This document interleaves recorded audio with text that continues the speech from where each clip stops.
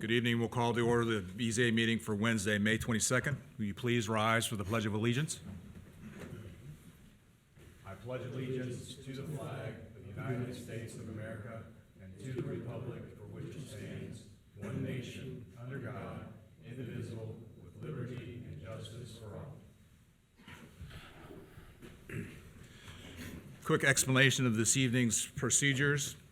The sequence will be as followed. We'll hear the appeal first, then other business will follow the hearing of the appeals. You're welcome to stay for the entire meeting, but you're not required to do so. All who speak or testify before the board will be sworn in. This may either be done as a group or individually. Anyone addressing the board is requested to use the speaker stand. Each person then asked to give their name and address for the record. Our meetings are recorded, and anyone speaking could be cross-examined by attorney. All documents, photographs, or any other evidence presented for the case may be accepted by the board. The chairman will rule whether the additional items being offered will be accepted or rejected. The person representing each case may also withdraw a document. The zoning administrator or staff will then give a brief summary and statement for each of the appeal. Once the staff has given its presentation and it's completed, the appellant will have the opportunity to go and give their brief as to why they are here this evening, and then we will open the floor up for a public portion. At that point, we will ask for the board to close that public portion, and then anyone that spoke this evening may be cross-directed by one of the board. I think tonight we'll be calm. We don't have to get the police involved, so if it does get out of hand, we will ask you to leave the meeting. Can we do a roll call vote, please? Mr. Bartol? Here. Ms. Owens? Mr. Shupp? Here. Mr. Sydow? Here. Mr. Roberto? Here. I notice Ms. Owens not present. We will seat, looks like Mr. Thieman's not here, is he? Okay, he's hiding back there. Let's seat our alternate to this evening.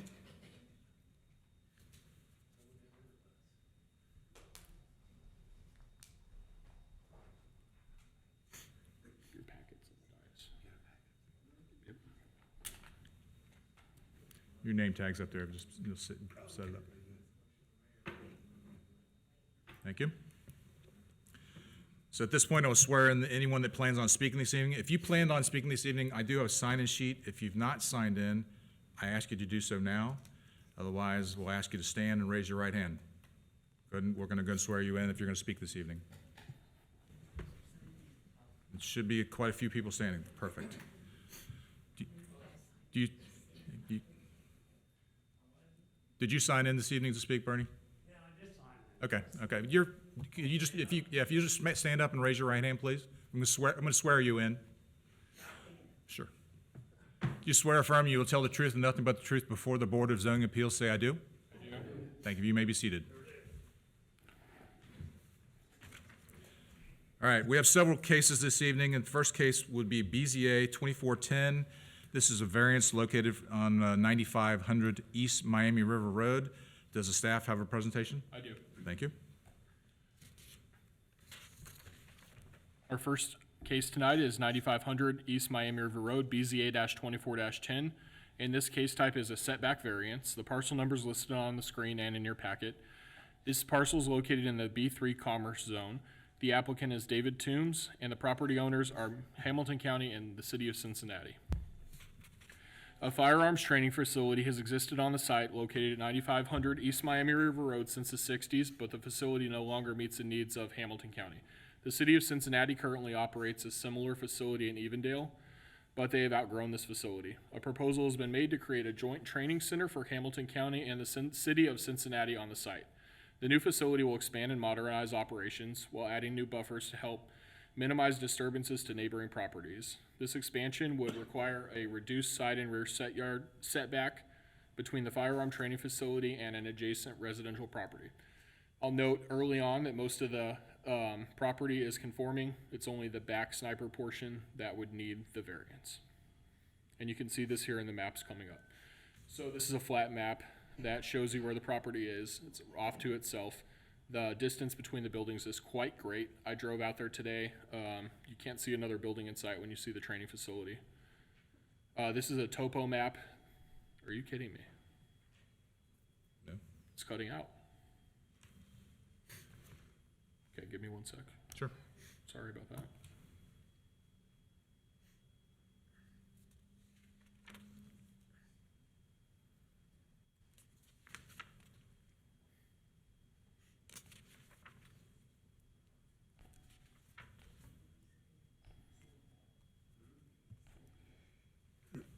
Now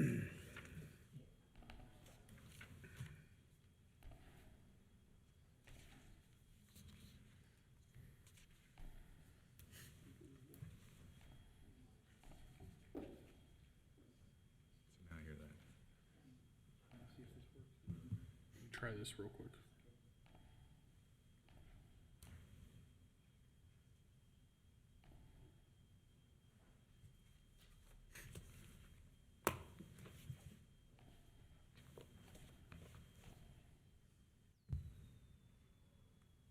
Sorry, guys. Sorry. Technical difficulties.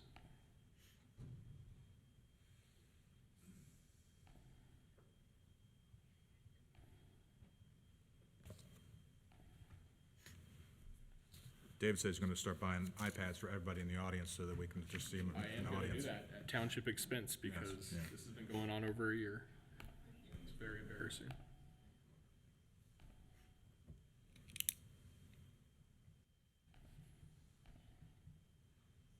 Work, David. Okay, I Like got playing it. tennis. I think it's coming up. Okay.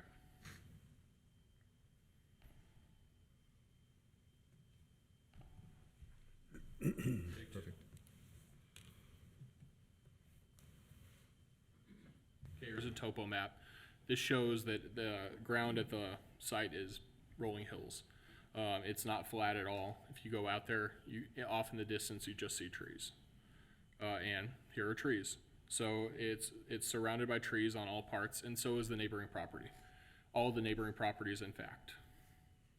This is an outline of the parcel. It's in that number 1 shape, and you can see the adjacent property to the right is the one in question where the rear part of the setback would need to be closer to that property. These are pictures from either Google Maps or my visit today. So this shows kind of the rolling hill features where sound can't quite travel in a straight line in the way that it would on a flat property. And these are pictures I took today. So let me get my pointer out. You can see back here, this is the current facility. The facility will be replaced with a larger facility that will house both the city of Cincinnati and Hamilton County. And to the left is where the property is, over this way. I drove in there, and this is the building, and you can see the property is way off in the distance and the rolling hills back in the background. So it is a very private facility. This is from the facility looking back on the road. This kind of shows you how far it is set back from the road. And the zoning issue we have is 14.5.23, which is where the minimum setback for the applicable zoning district differs from the required buffer yard, the more restrictive shall apply. And then table 14.1, the side yard where B3 abuts R2, there shall be a 50-foot buffer. Rear yard, B3 and R2 is 60-foot setback. So we're requiring a 60-foot setback that is not met in the current plans. So staff findings, the Duncan factors are factors we use in Ohio to determine whether or not a variance is valid. And I highlighted my 3 most important ones out of them. So number 2, it's staff's opinion the request is substantial in nature. It's a gun range, it's very substantial. And even if it's good, it can be substantial, but I do find it substantial. Number 6, it's staff's opinion the property owner's predicament could not be obviated through some other method than a variance. And it's staff's opinion the spirit and intent behind the zoning resolution would be observed and substantial justice would be done by granting the requested variance. So staff's opinion or recommendation is approval on the requested variance. Thank you. Okay. Any questions for staff? See none, is the applicant present? Want to come and give a presentation?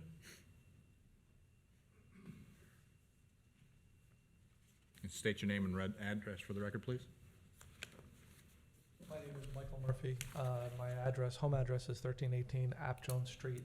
I am a principal and the principal in charge of this project with Champlin Architecture in downtown Cincinnati.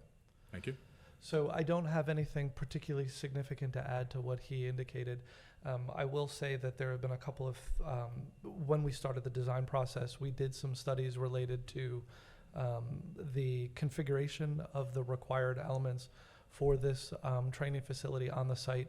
The particular element that is causing this request is The sniper lanes, which you referenced, they're 300-yard lanes with bullet containment systems and a covered firing line that adds to the total length, making it somewhere in the 310 to 320 yard total length for the required component. There is nowhere else on the site to put it without putting it kind of on this hillside at the kind of the back end of the site.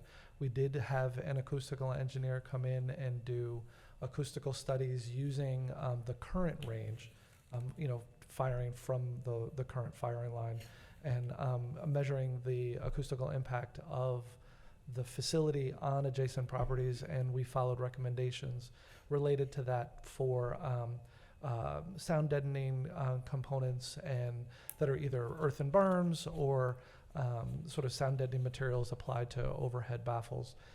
Those things will be installed at a later date when the actual facility is constructed. At this point, we're getting ready to start earthwork related to the construction. We are here to answer any questions that may come up if there are any more specifics about. It's a fairly complex project, so we're happy to answer questions that you may have. Perfect, thank you. Anyone else speaking in favor of this appeal? Anyone speaking in opposition? You would come forward and give your name and address for the record, please?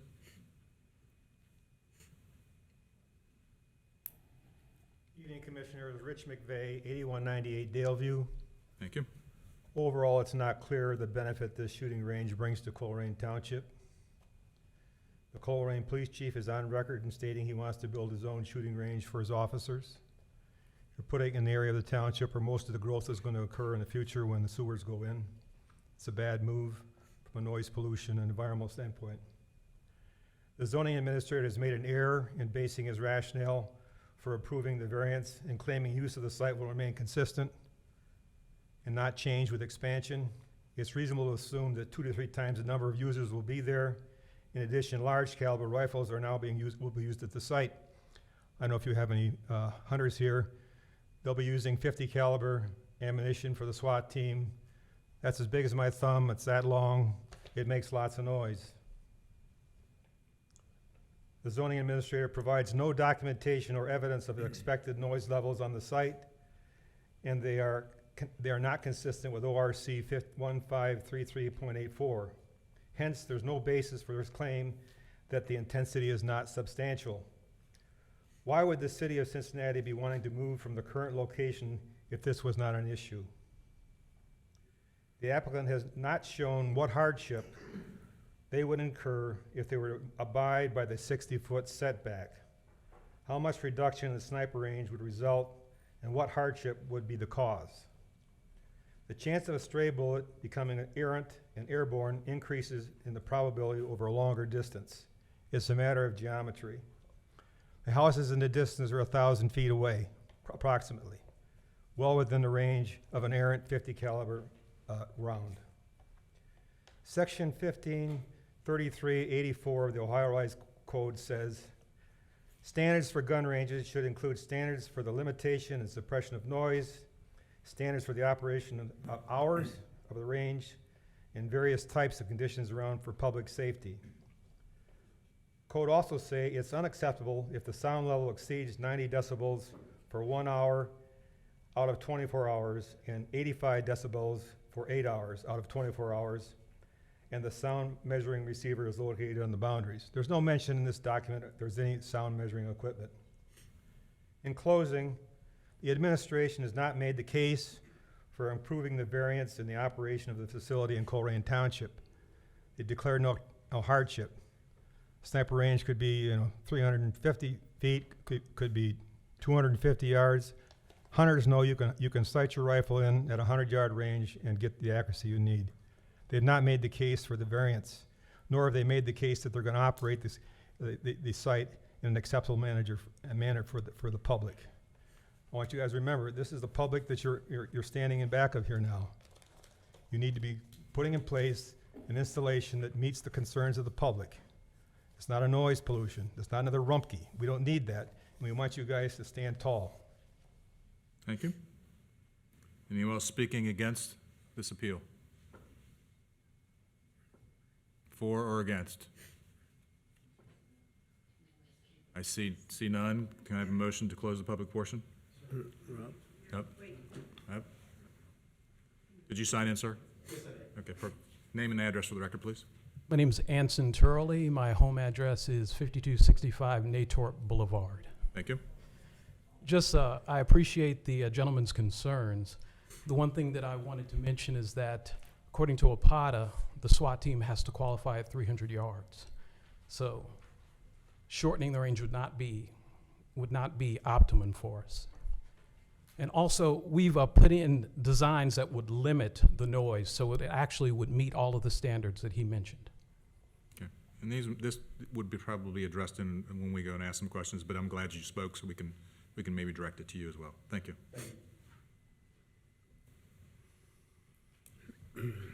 Any others speaking for or against?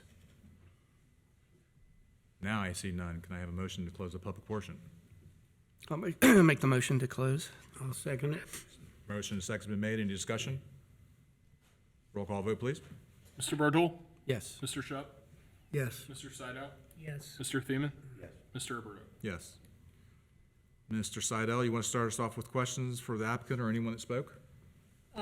Yes, sir. I would like to know, how are we going to measure the decibel levels of the The sound.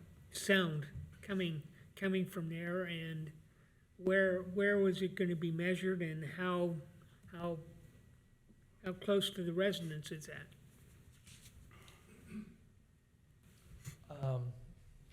So the study that was done by the acoustical engineer measured decibel levels using a variety of ammunition types.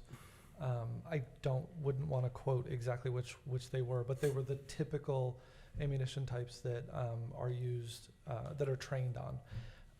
They measured that in, I believe it was 6 different locations spread throughout the site, one of which was essentially at the corner of the property closest to the adjacent property that is sort of the subject of the variance. They did also measure at various locations well outside of the immediate property, including across the river. The measurements are for, the sound measurements are for gunfire, which are kind of momentary. It's not a sustained noise level that's produced off the property, which makes some of the comparisons to various code requirements challenging, because those are typically about sustained noise generation over prolonged periods of time. And this is instantaneous, but it's still will generate some sound. They then projected based on they projected what the sound levels would be in those same locations based on the types of ammunition that would be tested in the future, because not all types of ammunition are able to be tested at the current facility. So this was through the professional recommendation of an acoustical engineer who provided the backup data. So that's a little bit of context. There currently are no specific provisions built into the project for ongoing sound measurement, but it is possible to test once once there's construction and activity on the site. That is something that would be possible to do in the long term. Did that answer your question? Yes, it did. Yep. You might just stay close. Perfect. No further questions. Mr. Sharp? Yeah, I have a couple questions. The gentleman had mentioned the possibility of an air bullet. Do you have any knowledge of how that could occur, or could it occur? I have knowledge. The firing lanes are designed in accordance with the recommendations by the Department of Energy. The Department of Energy is the entity that sort of produces the guidelines to mitigate the risk of doing that. What is included and will be included in the final design for the project are a series of angled baffles down the length of each one of the firing lanes, regardless of the length of the lane, that are strategically located and angled such that they capture the cutoff angles for a round that is aimed too high, typically, so that you're you're providing something for the round to hit before it escapes from the property. Aiming it too low will hit the ground first. There's not a whole lot that can be done to prevent one that is, errantly fired side to side, except for the fact that in almost all locations, we're providing berms or concrete walls or some combination of the two to kind of enclose the firing lane area. This is most effective where we're able to sort of dig into the hillside, and most of the lanes are going to be sort of depressed into the hillside, making them sort of enclosed within kind of a valley. The other thing that we did from a planning standpoint is put the firing lane at the firing line, at the subject property end of the property side of the property, and the target side is on the vacant property side, which is Great Parks of Hamilton County land. So that should there be something that happens, which it's not inconceivable, but it would be highly rare for trained officers to kind of miss that dramatically, that you're firing towards vacant land and not this other property. And there will be a fence around the entire perimeter in order to kind of prevent people from coming onto the property from the adjacent properties. The last question I have, and I don't know if you have any way of knowing now, because I've heard different things. I'm sure we all have, but overall with this new facility, obviously it's going to be used much more with more frequency and more people. Is there any way of knowing how the overall construction of this building, as it relates to noise, compared to the current building, how the two might compare? You're asking frequency of use. You're asking the number of officers. Well, no, not necessarily, but it's logical that the frequency is going to increase and the number of officers training. But I'm just wondering, overall, the facility that you're constructing is compared to the facility that's there now. Is there any way of knowing, is this noise-wise, is this going to contribute more noise, less noise because of the construction? Well, the frequency of training currently, I don't have all of that data right off the top of my head, so I apologize for that. Currently the facility is used on a daily basis during weekdays. It will continue to be used on a daily basis during weekdays, but probably for longer periods of time. The intent is still to do training during kind of normal business hours, so not extending into the evenings, not overnight, and not on weekends. But there will likely be more officers firing weapons concurrently because there are more lanes that will be available to them than there are now. The City of Cincinnati Police Department and the Hamilton County Sheriff's Office have provided personnel counts related to annual training. But they have not necessarily broken that down on a per day basis. I'm gonna just add on to that. So the current facility that's being utilized by the city of Cincinnati is in Evendale, is what I heard, right? Correct. Yeah, that's the city. How many officers? And I apologize. I kind of want to bounce into that, so because I'm going to ask the same question, so it'll help me just get it out now.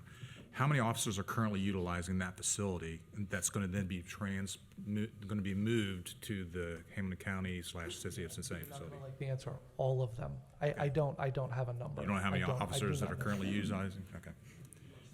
And that is currently a 8-hour a day facility, or I mean, what is? My understanding is yes, it operates that way. Correct. Less than 8 hours a day. I've been there in the afternoon when there has been no actual training ongoing. Mr. Roberto? Yes. So I worked for the city of Cincinnati not too many years ago, and they're somewhere in that 900 sworn level Okay. for officers. So can't tell you exactly how many of those are. Long gun range really was not going to be 900 officers, because this is only be for the No, that's right. SWAT or those specialized. That's much more infrequent. Much more infrequent use. Okay. Sorry, you go back to Mr. Shepherd. No, that was it. That's all I had. Thank you. Sure. Mr. Thiemann? Yeah, Mr. Thiemann? Yeah, I have one question, if I may. I'll address you in a second, sir. Yes, please. Yeah, I think it was Is your microphone on? I have kind of, There you go. yeah, it goes in line with a couple of the others, but like overall, like, will it be more sound? Like the people that live in that area, I know it's common knowledge, you can hear them. Will it be more or less, or will it be muted, or just generally? The short answer to that, I believe, is no more sound volume intensity, but more frequency. Because gunfire is instantaneous sound, you might have 10 officers lined up firing 10 rounds all at once, takes 30 seconds, 60 seconds. That will continue to happen, but there may be more frequency of it happening during a day, where they might have right now groups of 10 officers who do this for a half an hour. They could have groups of 10 officers that do it for a half an hour, 3 or 4 times a day. So the sound intensity is projected to be very similar, and the sound frequency would be more. Okay, thank you. Any other questions? Mr. Brodel? Well, if you want to come back up. So you are firing to the west, correct? Yes. And who owns the property just to the west of the? That property is owned by Great Parks of Hamilton County. Oh, okay. I was just curious if there's a way you could slide. The overall construction, when you take into the required 300 yard firing lane length, and that's a stipulation for meeting training requirements, as well as the footprint receiver. of the bullet containment system. Essentially what they're doing is they're firing into a set of angled steel plates, and then there's a deceleration chamber. So that takes up space, as well as then the space for them to, have Right. weapons and have a firing lane. It doesn't physically fit. No, I'm saying, can you have an agreement with that other property owner to get rid of this issue with the variance and slide the whole 900 foot? The variance would then be on the other side. But it's Hamilton County, so, you get a little more Or they burden. deed you True. enough The property? other, I hear you. The other complexity to that is the grade change on that side is dramatically different, and in order to accomplish that, there'd be a series of retaining walls that engineering at this stage says can't really be accomplished within the property. So what we would need to do is there'd be some, we can't get that end on the property without doing Redeveloping the property. on a property that we don't own. Yeah. Essentially. Well, my point was you could buy X number of square feet from them and slide everything to the west, but we won't continue that discussion. It's a hardship. All right, so that's all for me. All right, there was mention of 50 cal bullets. Is that typical for a long gun sniper range? You're not my weapons expert. I don't have an answer. I would not feel comfortable providing a definitive answer on that. Okay, because you stated that the sound engineer used typical ammunition, and I would say a 50 cal is probably not atypical. It's not typical. They provide, so the acoustical engineer asked the sheriff's department and the city of Cincinnati Police Department to provide them the ammunition that they intend to fire, their typical service weapon ammunition, which was provided. The list of that was provided, and I'd like to say all of those types were actually measured in the field at the existing facility, sound levels. But without having the report in front of me, which I didn't know we were going to be talking about this. I didn't bring it, and it's been more than a year. It just isn't committed to memory. Okay. You mentioned it's trained officers, so this is not open for the public. Correct. It is not a public facility. And we've established a number of users overall, which are going to be the atypical ammunition, which is going to be in the 9mm, 40, 45, somewhere in that Correct. range. Yeah, that's more typical. And none of that, most of that, if not all of that, is projected to be in the shorter 100-yard lanes that are kind of more at facility level. The new building is built roughly on top of the location where the existing building is, and the configuration stays very similar. That it's a long bar building, and on the back side of it, in this case the south side, are the firing lanes. And those are what is sort of depressed into the hillside, dug out into the hillside. And these are open air. Correct. These are all open air. No one mentioned so these are field bullets, and I'm assuming they're lead-based heads. Is there a risk of lead contamination to the soil? We've gone through sort of great measures to mitigate the risk of lead contamination. The sheriff's department and the city did investigate lead-free rounds. It became cost prohibitive, cost as well as availability. Availability was year-long lead times to get what they needed. And that's part of the reason that we are using a robust bullet containment system. There are a series of policies that are being put into place related to collection and recycling of brass at the firing lane ends, as well as a process for capture of the actual round through the bullet containment. There is a fairly sophisticated lead material as well as lead dust containment system that will be filtered, and there's a process related to disposal. Disposal will be off-site in an area that is sort of certified to accept this type of material for recycling. There's been a fairly lengthy process related to the EPA, the US EPA, as well as the Ohio EPA, asking those specific questions, and we've built collectively, we've built a program to really dramatically mitigate that risk. Perfect. That answered my question. And someone asked why the move. Is it because you've outgrown the facility, or is it because there was other reasons? The current facility doesn't have the same sophistication as what's being provided related to things like bullet containment. And they have, to an extent, outgrown the facility. The facility itself, the building, does not have the physical support features that they need for sort of sophisticated modern training. And the fact that the city of Cincinnati was looking to move out of that Evendale location provided an opportunity for those two jurisdictions to talk about co-locating this facility as a benefit kind of to both jurisdictions. And there was also mention of Colerain Township needing a facility. Are they exclusive to the Hamilton County and city only? My understanding is that there are training arrangements. The city of Cincinnati and Hamilton County Sheriff have training arrangements with other jurisdictions. I am not aware if Colerain Township is one of them, but the intent is to be able to provide firearms training for officers of other jurisdictions in the Cincinnati metro area. Then I see it as a benefit to Colerain Township if that is something that's.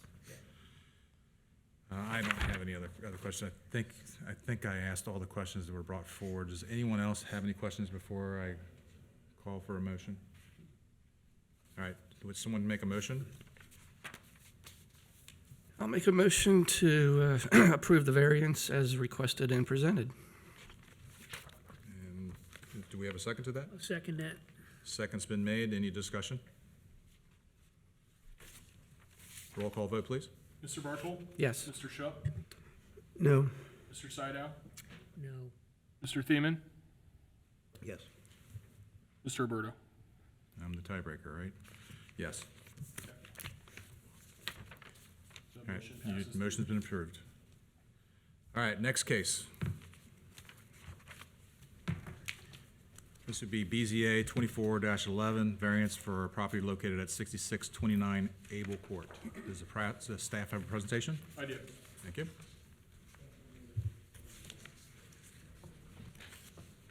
I'll wait one moment.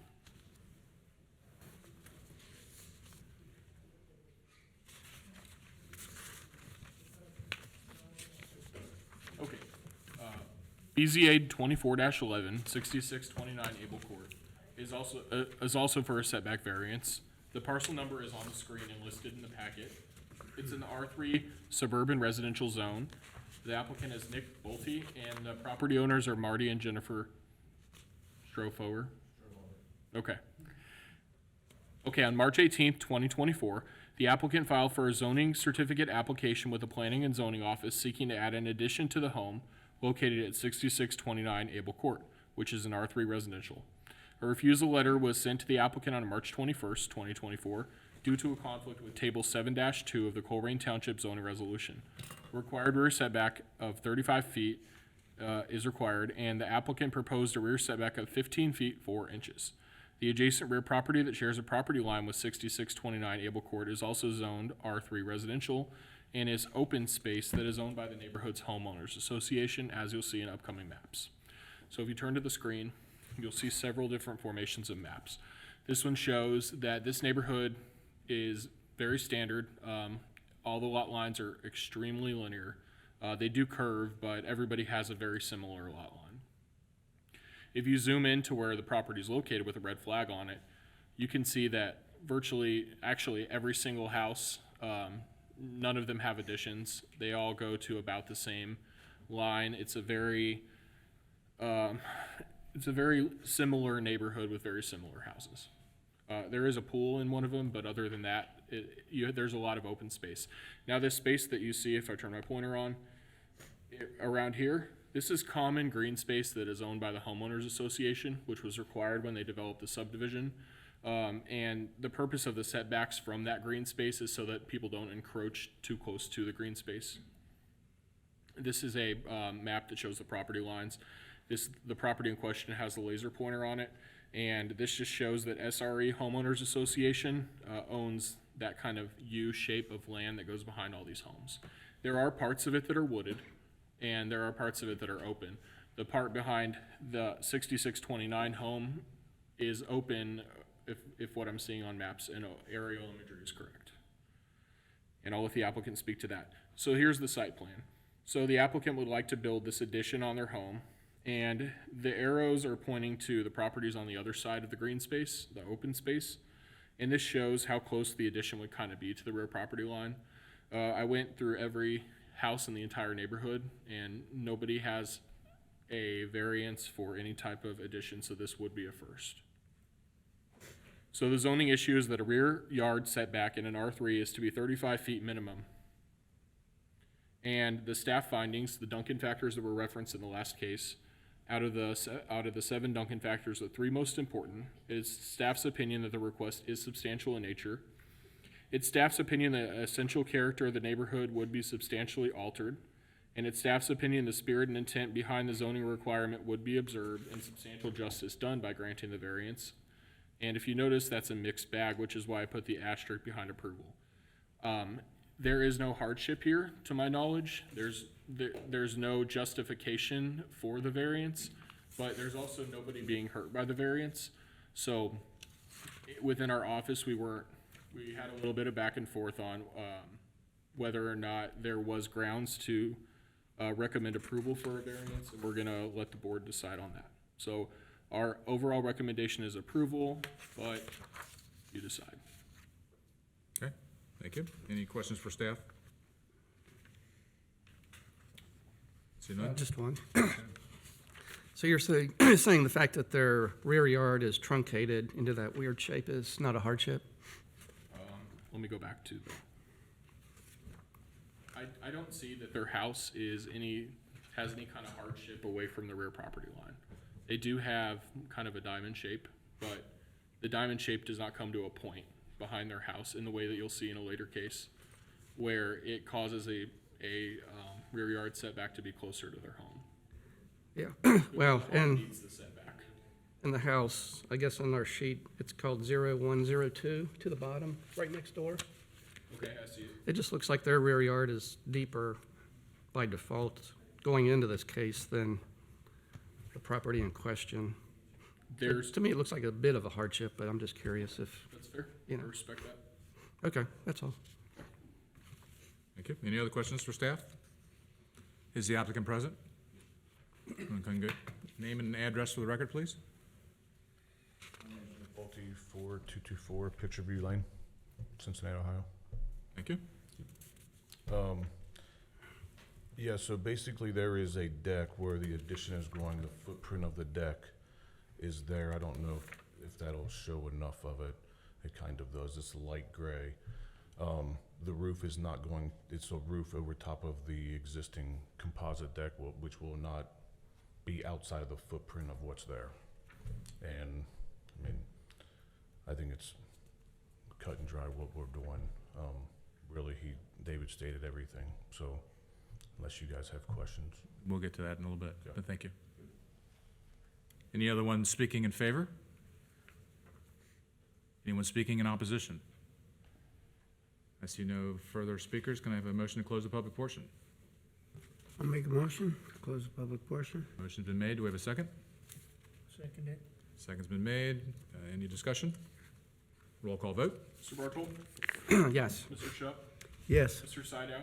Yes. Mr. Thiemann? Yes. Mr. Roberto? Yes. Mr. Thiemann, you want to start us off? I'll go the opposite side tonight. I don't have anything, thank you. Mr. Brodel?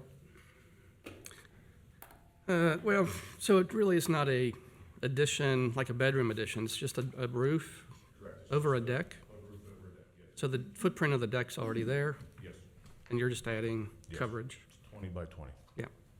Okay, I thought it was an addition. No, just a roof over the deck. Okay, thanks. Mr. Seidel? No, sir. Bob, my question's been answered? Mr. Shup? Nope. So no sidewalls, just an open air? That was going to be my question as well. No one else spoke, so do we have a motion? Or you got any other discussion? Make a motion to approve it? Okay. Motion's been made. Do we have a second? I'll second. Motion second. Discussion? Roll call vote. Mr. Bartle? Yes. Mr. Shup? Yes. Mr. Sydow? Yes. Mr. Thiemann? Yes. Mr. Roberto? Yes. All right, next. That's good, thanks. Yep. Thank you very much. The next case would be BZA 24-12, with variance for a property located at 3535 Pippin Road. Does the staff have a presentation? I do. Thank you. Okay, so we have BZA 2412. It's 9535 Pippin Road. It's a use variance. The parcel number's listed on the screen and in the packet. In the B1 Neighborhood Business District, the applicant is Martez Williams and the owner is Kusuru. I spoke with the applicant recently, and according to the applicant, Redefined Studios, their business, which opened in 2019, currently hosts youth dance team events, competitive dance events, dance team practices, fitness classes, line dancing, step aerobics, youth summer camp. They acquired a lease to the shop next door to expand their operations, and the proposed expansion will include a new gym for working out, 2 new studios for practice and events that would include like baby showers, community outreach, wedding, conference, birthday parties, and similar events. The applicant states it's a kid-first facility that would conclude most events by 9:30 p.m. and all events by midnight. The Board of Zoning Appeals Administrator researched the business and found a website that suggests that many of the events held at this location are not quite kid-first. The business has been hosting events that are not approved by the zoning resolution. We've had this issue in the past where somebody opens a business and kind of just does everything at it. And the way that our zoning resolution's laid out, you have to be approved certain uses to be able to do them. So the reason that we're here is to figure out what uses those are and move forward that way. This location you see on the screen is the proposed expansion. Okay, I won't read all of this, but I'm gonna show you some of what's on the website. These are some classes or parties that they offer. I say party because on the side it says that it includes a party host. It also has about how many people would be at these types of events. So we have the art of seduction class, and then we have like bachelorette parties, and it explains kind of what that would entail. And then I'm gonna read this one. Twerk fix, booty shaking, body rolls, hip rolls, hair whips. Twerk moves are broken down step by step to help you master the basics. As you learn the basics, they add more advanced moves with speed, direction, floor work, wall tricks, and more. It's a fun ratchet fitness class taught in a tasteful manner. We're bringing the raunch and sass of the down south strip clubs to Cincinnati.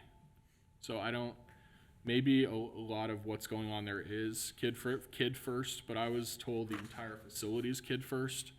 And when I read things like this, I need a little bit more information. These are some other things that happen. The mirror room, the fire pit, these kind of explain some other things that they offer. Some of these capacities are for over 100 people, which is very concerning when it comes to the parking. We don't want parking to overflow into the neighboring businesses. Now, all the negative said, I'll say positive. There are kid-friendly things on this website. Things like majorette dance class, aerobics class, hip-hop dance class, ballet classes, a fairy tale princess party, what little girl wouldn't love that, ages 3 and up, slime time, there are things that are for kids. But juxtaposed between the things that are not for kids, I really need an explanation, and I think the board would too, on exactly what we're approving and putting our Colerain Township stamp on going on in that location. The last concern that the township and staff has is the vendor booth.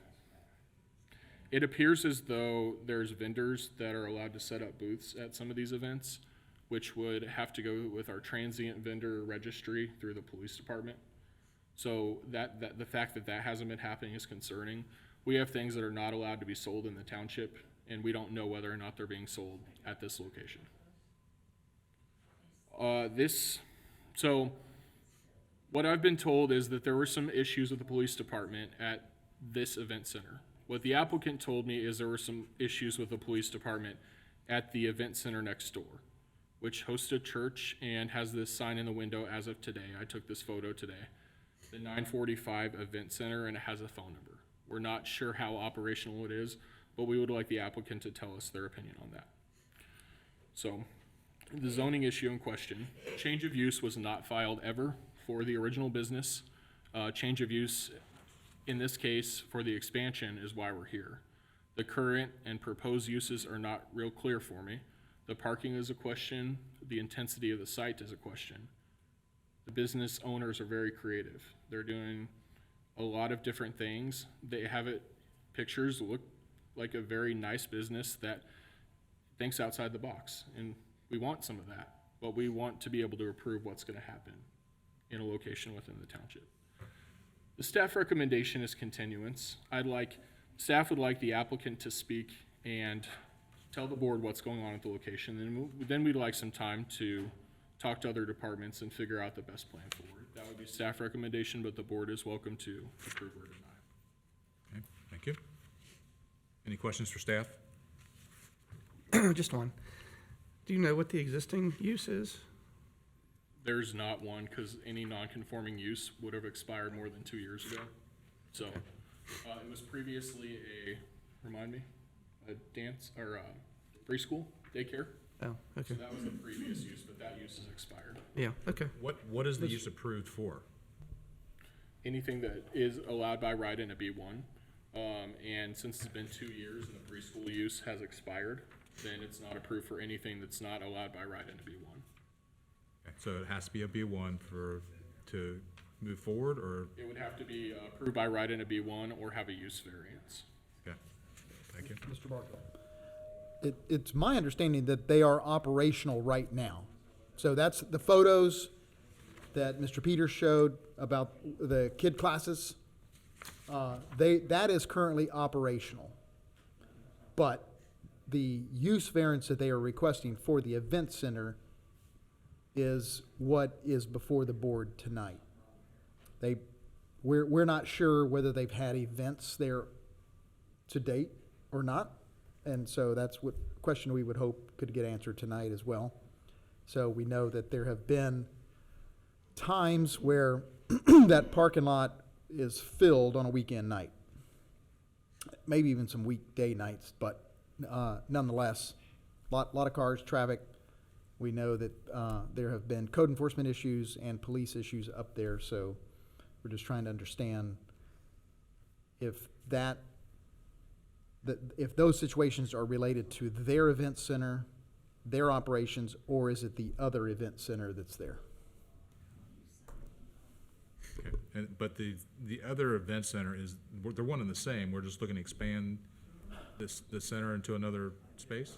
The picture that Mr. Peters took that was the last slide, there you go, that one right there, that is separate and apart from the applicant.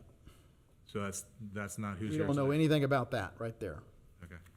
We don't actually know if the applicant has any affiliation with that event center. Right. Okay. We don't know anything about Hearing that. no from the audience, so. It's our understanding that they are not affiliated with that one. So given that, just because it's here and it's been presented, are they in violation? They are. Okay. So we need to find out who those persons Yeah, are. that's what the police make sure department's they working on. conform. Perfect. They're not requesting a variance, so. All right, thank you. Any other questions for staff? Well, so, over at Colerain and Galbraith, used to be that box store, and right next door was an event center in what I'm assuming is a B1 building. Is that, I don't know if you know. I'm trying to figure out how to relate this to other things I've seen. Because I know the box store went out of business because I think the event center wanted to expand or something. We have a list of a few event centers that are in violation, Oh. and we'll be working through that list to get them shut down, unless they get a use variance through you guys. And I think the event center, just like childcare, are terms that are used as a catch-all for a lot of things. And we had a case, if you'll recall, a few months ago, where somebody wanted to do ministry. We had to break down exactly what that was. I could see that being a path forward we take at a future meeting with this applicant. Specific use. Okay, thanks. Any other questions for staff? Is the applicant present? Can you come give a presentation? Remember to state your name and address for the record, please. Markeisha, last name Blackman, 8304 Seamus Court, Westchester, Ohio. Thank you. Martez Williams, 8304 Seamus Court, Westchester, Ohio. Doing this first or talking? I'm You sorry. can give your presentation. Okay.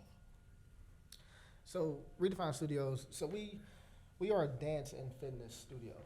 By nature, what we do, it is kid first because of what we've been known for. So you can go through. So we started this vision, this journey back in 2019. You can see what the space looked like. It sat vacant for many years prior to our taking over the lease in 2019. And we took over this lease because we outgrew our previous space in Forest Park. We started a studio there in 2016, and it was we had a dance team, and we outgrew that space within a year. So we expanded to this space and took over that 10,000 square feet, which was a beast for us, but we made it work. So we had a vision. You can see kind of walking through that vision, the canvas, the paint. We literally painted from top to bottom. Ceilings, the walls, even got paint on the floor. Built walls, and you can see the end, you know, the kind of the masterpiece. So by nature, Redefine Studios, so we do a lot of a little, as David mentioned. We have a dance team, a competitive dance team, over 100 dancers. We do tumbling. We also have dance fitness classes. We have personal training. We have yoga. We have choreography classes on a weekly basis. We have a smoothie bar. We do summer camp. We have college tours. We take college tours every year. So we do a lot of things within this facility, really just to give back to the community and provide services that weren't there. Okay. This just goes into a little bit more detail what we do. In terms of events, what we want to do is baby showers, repasses where, you know, if a family member passes away after the service, they go to a space to kind of celebrate the family, upscale events, things like that. I guess I'll take over here. And sorry, I'm emotional. This is my baby. That's why he's talking, because so it all started with dance fitness. I teach dance fitness. I'm a mom, of course, of two. I have a 13-year-old, and when she was a baby, this business was birthed. It was birthed. pretty much the reason why I started my organization was because I was bored going to the gym. I didn't like going to work out at the gym, but of course, after you have a baby, you have to do things that you like to work out and, you know, get your goals. So I started a dance fitness class. I'm also certified to do Zumba, but my culture, we like different type of stuff. So the music was different in Zumba. So I started my own organization, and that's kind of how it all started. We have several different classes at my facility. We have dance fitness, we have line dance, we have extreme hip hop step, which is like step aerobics. But I also do teach women empowerment classes. I just had a baby, and she's 2, and dealt with a little bit of postpartum. So I come in contact with a lot of women like me that need something. And I don't go out, I don't go to the club, I don't party. I'm a mom and a wife. So I created an environment where women can be comfortable in their own skin and come and celebrate themselves. And that's kind of some of the stuff that you saw. And I'm not ashamed of that, because that has been my therapy, dancing. And as a dancer, it hurts my feelings that people shame dance the way that they do when it's recreational. It's not like an actual strip club and stuff like that. It said fitness, but women like to dance. Some women like to dance, and my clients, they do. So that's kind of what this is. We have a mirror room in there, and I created an environment where a woman can feel like she is out on the town without going out to a club. Some of us don't feel comfortable going to a club. So if you want to go. So within this facility, I'm the director of a youth competitive dance team. We do majorette dance, we travel. We've been to over 20 different states. We always get first place. Sorry. Yeah, so I mean, like we mentioned, we have over 130 active dancers on our dance team, and that's probably what we're most known for around city of Cincinnati. We have a social media account, almost 23,000 followers on that account on Instagram, really just dedicated to our dancers. We like to showcase our dancers. You can go over to the next. Yeah, you can go over that. So, I mean, this dance team is really amazing. Over 100 first place trophies, over 50 grand champ trophies. They recently competed in a national competition, and our babies, which is ages 4 to 10, placed first in 2 categories out of 25 national teams.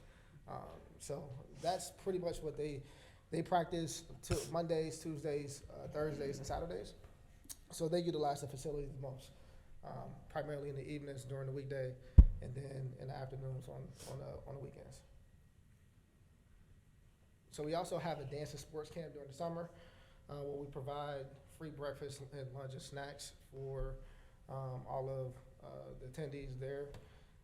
For dance, we focus on majorette, hip hop, cheerleading, tumbling, swimming weekly. We do go on field trips weekly as well. For the sports campus, weekly sports, so football, basketball, drills, track, soccer, volleyball, and then they also go on the field trips as well. Okay. I was gonna say what's special about our summer camp is we introduce kids to different sports. One thing with us as parents, like we couldn't find what our daughter was interested in. Like, hey, try soccer, try this, try that. This was created from us as parents trying to figure out what was her thing.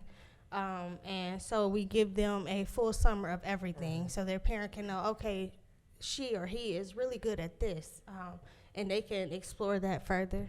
And putting those tablets down, those cell phones down, and really getting out and having some fun. We also do host college tours. We've been doing this since 2017, where we take a group of high school students on a 6-day, 5-night tour, 11 different historical black colleges.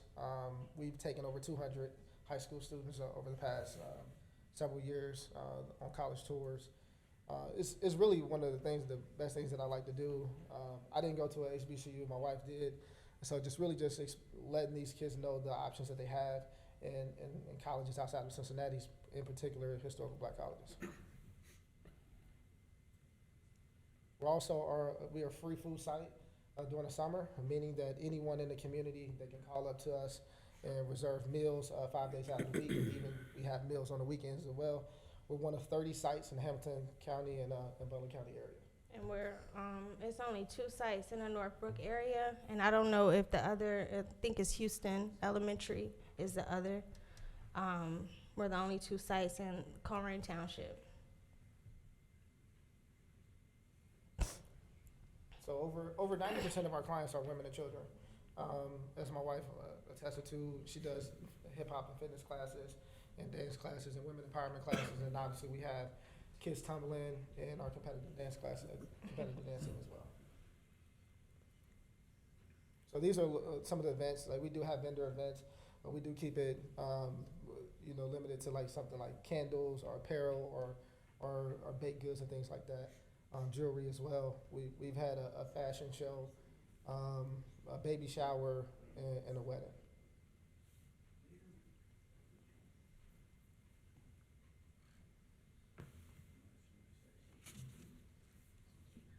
And I'm just add something really quick.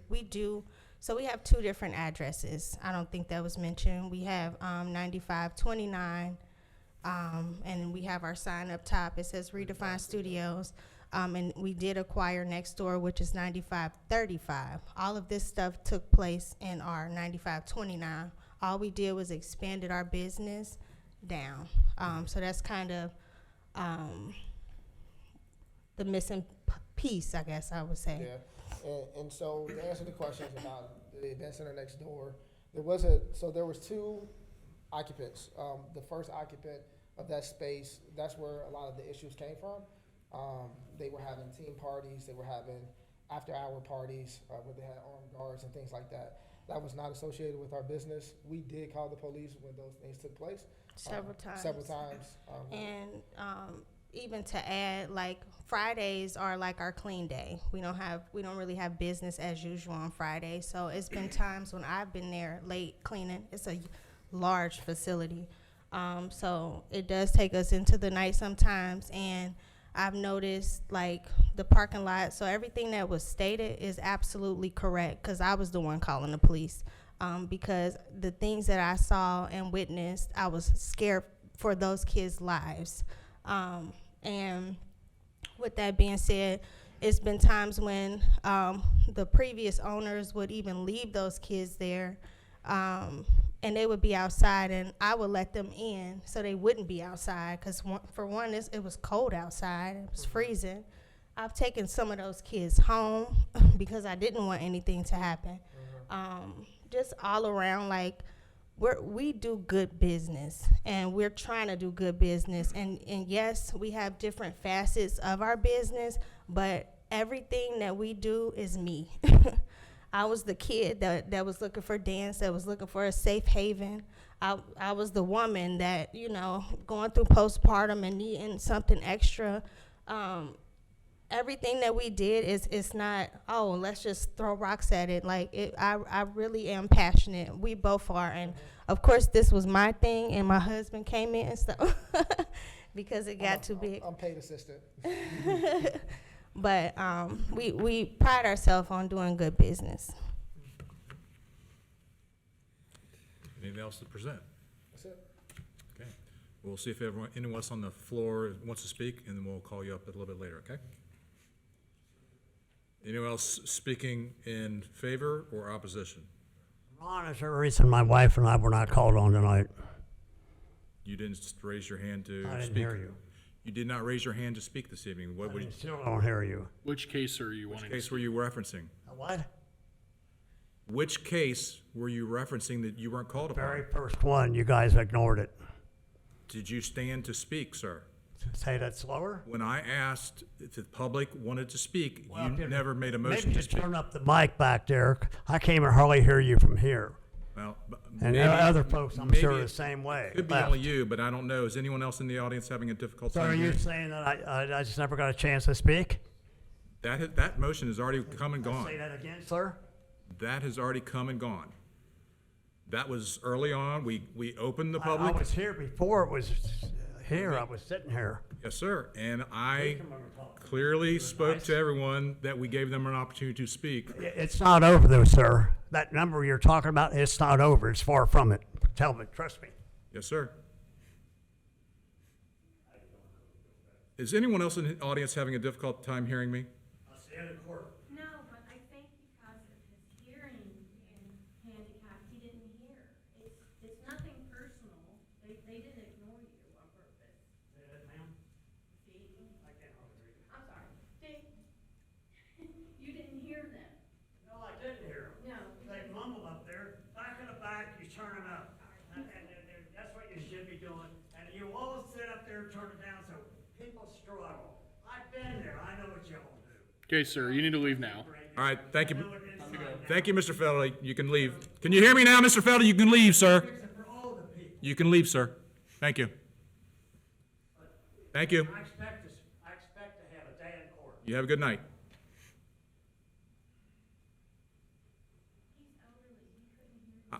And I'm not going to yell in the microphone if everyone else in the audience can hear. He needs to either get hearing aids or get an interpreter. And that's not my concern at this point. I did what I needed to do.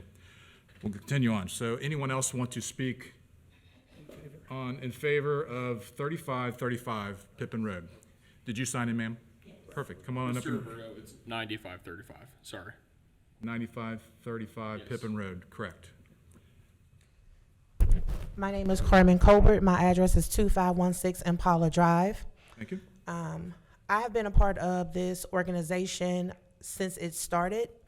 My daughter here is 13. She's currently a dancer on a dance team, and I am a dance mom.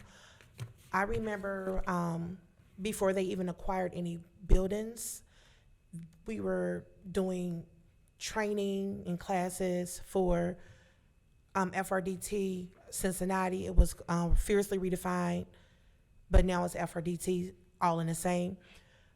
We were practicing at youth centers, community centers, outside, malls. So for them to acquire this space, it's been a safe haven for the kids. A lot of kids, they never want to go home. We don't know how home life is, but us, it's two other members of the parent board that's here as well. We look out for the kids. You know, we can view body language to see, like, do you need something? What's wrong? You know, why are you crying? The Williams, they have been parent figures to so many children who parents just may come and drop them off.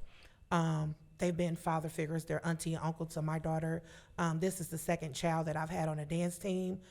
And I just want to say that if this building was not there, it would be so many misguided children. And that's something that we don't want. We don't want that anywhere in the city. And as a mother, my child will be lost because dance is her life. Thank you. Anyone else speaking in favor of this appeal? Anyone speaking in opposition? I see no other speakers. Can we have a motion to close the public portion? Make a motion to close the public portion. Motion's been made. Do we have a second? I'll second. Second's been made. Discussion? Roll call vote. Mr. Bartool? Yes. Mr. Shup? Yes. Mr. Sydow? Yes. Mr. Thiemann? Yes. Mr. Roberto? Yes.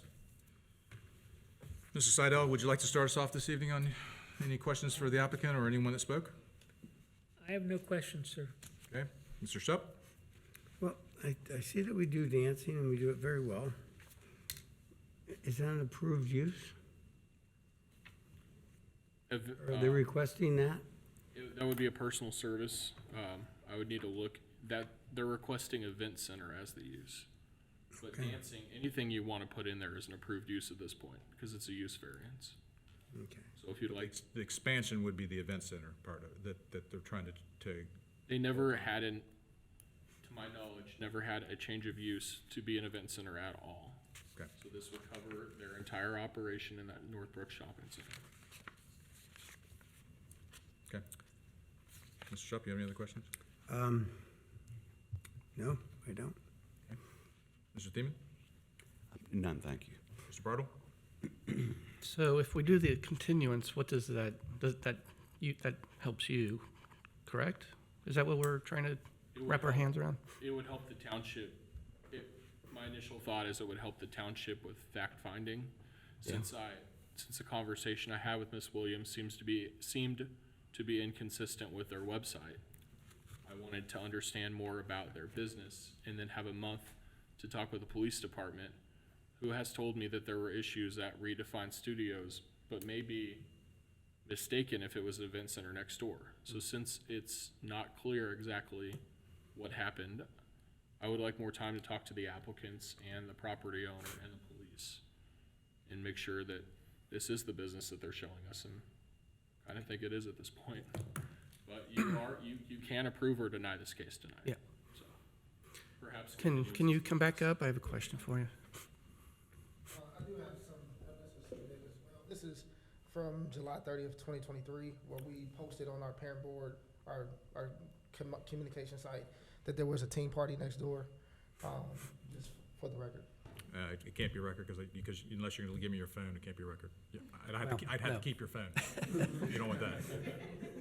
So unless you can give it to me in paper form, I can't submit it as a record. It's just your verbatim, you're saying it. Now, we can email it to. Sure. So the items that we saw up on the screen that looked more adult oriented, are those things you do? The classes? Well, the I think there was reference to raunchy and Yes. those sort of things. twerking and all that. So those aren't, those are classes. Yeah, so I teach classes. I teach women dance. I'm a dance instructor. I've been trained Zumba, all of that stuff. And yes, I teach twerk as well. Okay. Yes. It's a So, form. If we approve a use variance, I'm still trying to, is it all encompassing? No, Or do we would have to list exactly? specifically say what is allowed Yeah. to happen to that property. And So- then, this is unconventional, but you say that there should be there would be a party host with those classes. Yes, that's me. The instructor. So, So what's yeah. the word party, I think, is throwing us off a little. Right, so would you like me to walk you through actual class? No, I'm thinking if we do the continuance, If we continue it. you have to probably come together and give them an exact list of all the kind of different things you do, so that when we approve it, you're kind of held to those activities. Right. Then if you dream up something new, I guess we'd have to do this again. So those aren't necessarily events, those are classes which should be covered under our B1. Yeah, we were already zoned Yeah, for we that. already zoned. And I've already been teaching all of those things under our current zoning. It's a dance and fitness class. Yeah. It's just the style, and I understand a lot of other people might not understand it, but in Yeah. our culture, it's fitness. Still a class, yeah. Yes, yes, sir. The things in question that we want to do is things like baby showers or, birthday parties. No teen parties or anything like that, but birthday parties, 70th birthday parties, things like that. Those are the things that we want And to we- submit under these Yeah, specs. we also have like for instance, when this came about, we were approached by Northwest School District about a is it an orientation or a staff training or It was basically a job fair for teens. job fair? Um, Yes. So that falls under events at this point. So we didn't know, like, okay, well, we don't know if we can do it because this situation, but we have a whole bunch of integrity in our business. We don't just allow anything to go on. Yeah. Yeah, when we do have events, we're at the studio. We're not just leaving or anything like that. So And that was an issue with that. with the other space next door, they would have events and they wouldn't be present, so they wouldn't know what was going on in their space. Yeah. If we do a continuance, does that affect you negatively in any way? Like, Very much so. in what way? This space is really expensive. And honestly, Oh. we've had to get really creative to To hold on to it. So you're- hold on to it for these kids. Okay, so you're saying you're not using it, the expanded We, space? we can't use it how we need to bring in the income that we need. Because of this issue? Yes. Okay. We just finished renovating it. Well, and this doesn't have anything to do with zoning, but I thought I saw new walls going up. Those were, we was did it. all That of, was that when they was did their first initial 2019. build. Yeah, well, I was just curious if you got a permit, building permit for that?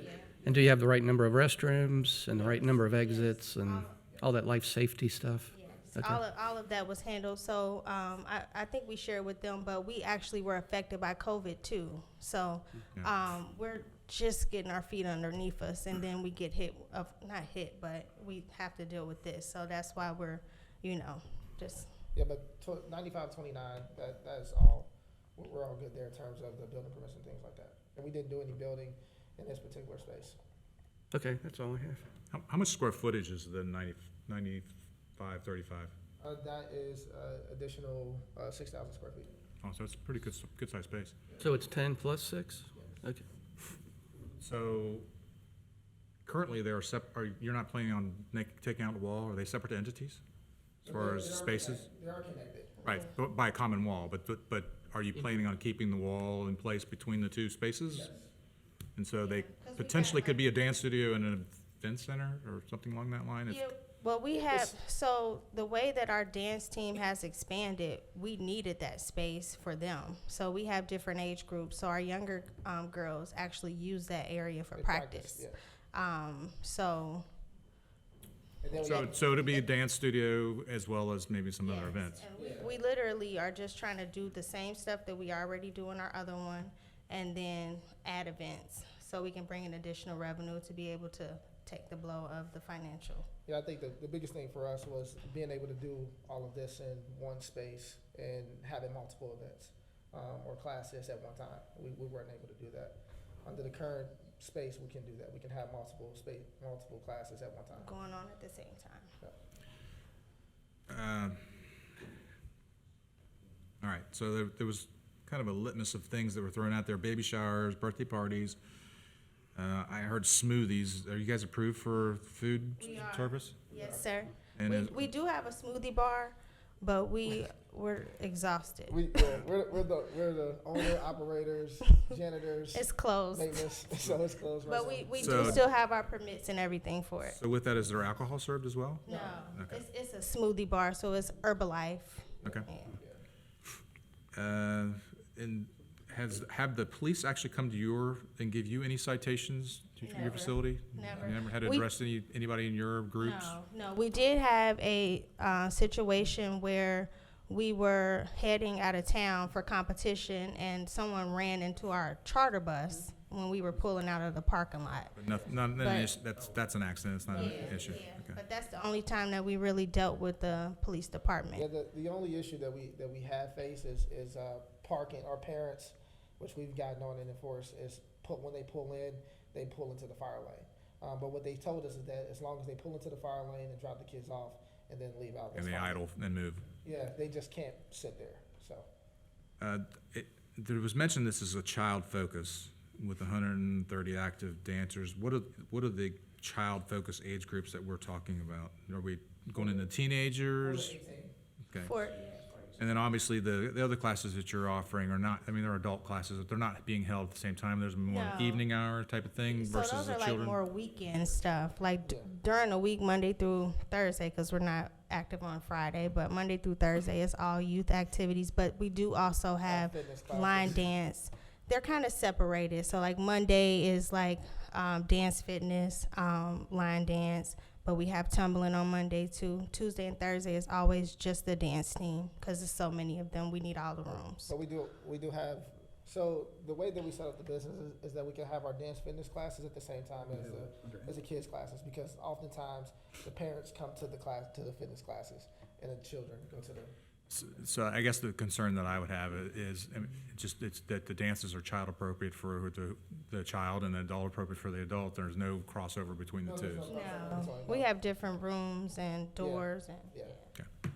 and Yeah, our parents, they They wouldn't stand They won't for it. stand for that. Yeah. I'm sure they wouldn't want, their parents wouldn't want to see their children twerking, I'm sure. Yeah, I have a daughter on the team, and trust me, we don't do that. I know they don't want to, no one wants to see me dance anyway, so it's. What is your total number of clients that you have at the facility at any one time? What do you think? Just throw a number out, you don't have to, I'm not gonna hold you to it. I'd say probably, including the dancers, 140. Okay. And there's adequate parking for you guys?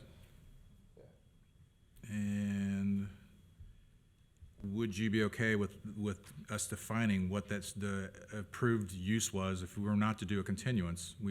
Today, we would say, all right, we're gonna approve it for X, Y, Z, and whatever those events are, and then now you can move forward. Otherwise, you're gonna continue. I feel the hardship of you paying rent on a space that you're not being able to utilize, and I feel you.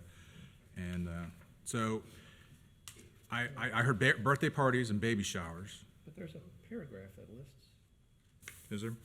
is it in the case history? Or did you have a letter? Yes. Yeah. It's part of their. We don't have it in front of us. Oh, I do. So we, out of your letter, we can pull out the use and define what that use is gonna be, and that would then be, that would lock in. You couldn't expand beyond, anything beyond what's called out in that. Would you accept that? Yes, sir. Okay, Mr. Roberto, yes. when I talked to Ms. Williams about recommending approval, I asked if we could make a condition that you cease operations by midnight. Are you okay with Yes, that? sir. Yes, sir. Can you add that to your, if you choose to? I'm making notes. What about in the morning? 6 a.m.? Whatever you're comfortable with. I don't know what time you open, but Well, for summer camp, 7 a.m., so 6 a.m. is fine with me. So with dance goes music. So is there any issues with, as far as noise violations? Never, never. So midnight's not gonna be an issue if you had dance classes, your neighbors never complained? Walls are pretty well insulated, and it's brick on the outside, so you can't really hear it. All right, Mr. Roberto, yes, may I ask a question? certainly. Just kind of a clarification here. So I have located their zoning certificate Okay, that they applied for previously for the dance studio. So all of that with redefined studios is all above board, operating legally, all the classes that you do with kids and adults. Correct. And now this application is just for that end cap, correct. and we're discussing just the events that are gonna go on in there. Okay. Right. Which, We so, have classes in there too, and the kids, everything will be expanded down. so pretty I'll much. expand upon that. So these birthday parties and baby showers and that are not approved use for the current space, correct? That they're currently occupied. It's not approved for a B1. So keep in mind, whatever we're doing here is a condition only for your expanded space. Correct. Okay, What's the perfect. address on that space? 9535 or the other one? 9535 is the Pippin. Correct. That's where you want the event center, 9535. Yes. But it'll also be approved for a dance studio use. I mean, it's gonna be expanded of their space. Okay. All right, so, someone wanna rattle off to me some of the approved uses? We got dance studios, we got birthday parties. Sorry for the rest of the people that are gonna have to endure this, but we wanna be fair and equitable. Competitions? We don't, well, we do competitions, but we don't have them in our facility. Yeah. Well, line dancing falls in the dance studio, correct? So that's all right, we're good there. Step aerobics, is that part of dance studio? All right. Youth summer camps is not, so that Yeah. would Can be, you so tell us what, what can that you define what youth summer camps are? So it's what we talked about is dance and sports camp, where we pretty much teach them all of the different styles of dance and then sports and stuff. So when you're saying sports, you mean you're doing basketball inside the space? No. They, What is, that's what I consider sports. You define to me what you mean by sports. So basketball drills, yes, but not playing basketball, yes. So basketball drills, soccer drills, football drills. And this is all inside the studio space. There's not going outside. I heard swimming, so obviously you don't have swimming in there, do you? yeah, we go places, yeah. Yeah, we take field trips to the swimming pool. So I'm going to define under the youth summer camp / sports camps what that is. So it's basketball. It says the proposed expansion will include a new gym. Is that true? You got For working out. Working out. Yeah. So gym equipment. So actually the free weights and that sort of thing. Yeah. There is a back room already built out that has Yeah. complete gym and weights and everything in there. Is that this drawing that we received? So of that, I mean, again, that's not in their dance studio approved, so that we need to add that to the approved list for the expanded space. Okay, does that include personal training? Yes. You guys want to do personal training? I don't see why not. You're doing personal training, dancing, so what's the difference? Yeah. Under fitness. Under fitness. So we'll just call that fitness. Okay.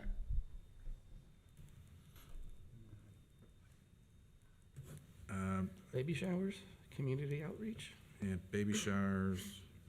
And how is the food situation, how is that working? Because that's not dance either, so you're currently doing that in your space now, or how do you give free food out to the community? Oh, no, we have it's a caterer. They deliver every single day. So they deliver to your studio and then you Yeah. distribute from there? Yeah. Community outreach, is that what we're calling that? Yeah. Yeah.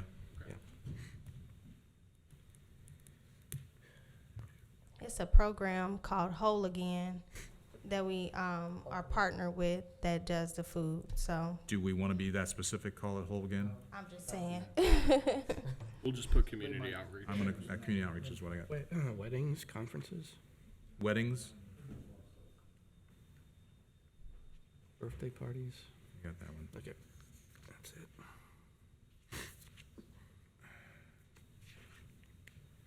All right, I'm gonna read through the list that I've created and tell me if I've missed something that we can add. And then what I will do is we'll have to read all this into record as to whether we approve or deny what we're suggesting, okay? So, first, we're gonna cease at midnight. Second, dance studio is already given. Birthday parties, youth summer camps, which would be for sports, basketball, training, that, we classify that? We have personal fitness training, baby showers, community outreach, which is the food program, weddings, and conferences. Did I miss anything? I would put on there repass. Is it- A repass. What's a repass? A repass is where you, after a family member passes away. they Okay, come. so it's just like come there and fellowship, like a funeral, after a funeral. Post-funeral reception. Yeah, so, you want to call it a repass? I mean, would that be clear enough for the community to know what Trying that to is? think of some way to group birthday parties, anniversaries, weddings, this stuff. Yeah. Can we call it like Congregation, personal congregation space? yeah. And you're not gonna, and we don't think personal congregation space means like a party, right? Like a inappropriate party. Okay, so personal congregation space. Get where we're going, we're trying from having a strip club sort of scenario. So we're trying we're pigeonholing you in so that, because what happens is somebody else comes along and, and then we got, Gotcha. we The want to, variance carries with the property. Forever. Gotcha. So you may do great, but then someone could get your property and say, oh, and they could do something really inappropriate. what are we calling it, personal what? Personal, I'm calling it personal congregation space. That was good. I like it. I didn't have to come up with it. Or celebration space. Congregation, the funeral, I see it as a celebration. Celebration of life. And death, so personal congregation space is fine. And I only heard you say basketball. Did you mean to Well, add anything else? I put sports trainings, what I call it. I did, keep it because they generic. mentioned soccer as well. Soccer, baseball, I mean, it's a little bit of everything, right? Yeah. Okay. You do hockey too? Oh, now that's a sport. Motocross and NASCAR and, Maybe next year. okay. Anything else that I missed? So we've got a pretty long list here. No, I think I'm good. I have a question. Yes, sir. Do we need anything in regards to your hosting this career fair event? Yeah, the job fair. Yeah, the job fair, does that need to? That'd be good to specify. You just want to call it a job fair? Yeah. Job fairs. And then under the vendor events, like. That's We kind need of to talk about community that too. outreach, isn't it? Yeah, I would So say the that's, police department lieutenant specifically said that any vendor, outside vendor they have needs to get a transient vendor permit. Okay. So that would need to be a condition of any vendor you have coming in your facility. well, we can say vendors with permit. Permitted vendors, sure. Yeah, permitted Yeah. vendors. To speak to that too, we do host competitions at like high schools and stuff, and that was actually like that's for stuff like that too, for them to be a vendor at that event. So that isn't necessarily on site. So if they're hosted by Redefined or happening on site, you're putting your name behind them, you wanna make sure they have a transient vendor permit, which is like $5 a day. I'm not sure what that is. They just need to make sure they know what's being sold and that it's appropriate. Gotcha. That's right. You don't have any plans to do like an arts and crafts fair with jewelry and soap and all that stuff for sale? Not plans, but Well, we're trying to capture it right now because we don't want you to have to come back. You're really creative, you might as well put it on there. What do you want to call it? Arts and craft fair? Well, That's broad. Artisan fair? artisan, yeah. Is that, would that fall under a vendor though? I mean, they're selling their wares, aren't they? Yeah, so they would have to, It's a vendor. yeah. It's just an artisan vendor. Yeah, it would be a vendor. We don't have anything like that right now, so it's hard to answer. Yeah. All right. You good with what we said so far? I hope you understand we are, yes, sir. we're supporting you. Yes. I hear good things out of what you're doing, and we just needed to define exactly what that space was. Redefine. Yeah, redefine, but in this case, we're gonna define it, and you're gonna redefine later. Do we have a motion? And if whoever's gonna make the motion, I'll give the list to you, and then you can kind of read through it. I can't make a motion as a chair, so that's why I've got to pass it off. My throat's all scratchy. You want to do it, don't you? It sounds like. And this is only for 9535. Yeah, let me write it. I'll write it on there. Okay. From 6 a.m. to midnight. Yeah, it's on there. 6 a.m. Yeah.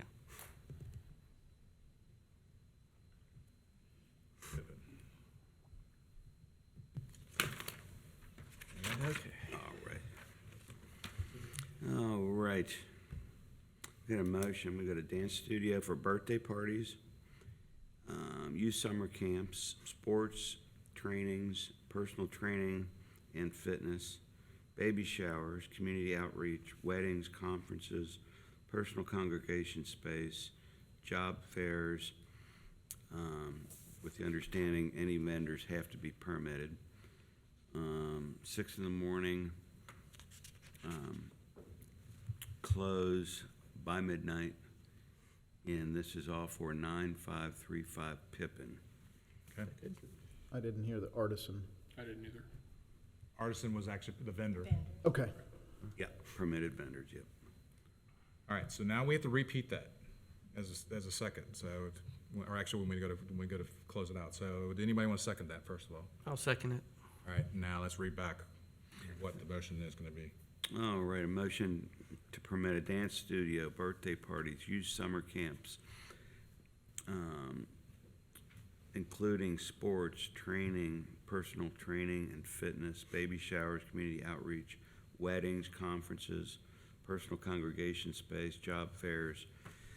Any vendors have to be permitted 6 a.m. to cease by midnight. This is all for 9535 Pippin. Okay. He just read it for you. All right. Great. Mr. Bartol? Yes. Mr. Shup? Yes. Mr. Sydow? Yes. Mr. Thiemann? Yes. Mr. Roberto? Yes. Do you need my notes for your records? That would be great, but I have the At the video end. too. Yeah. You changed my mind, congratulations. Thank you.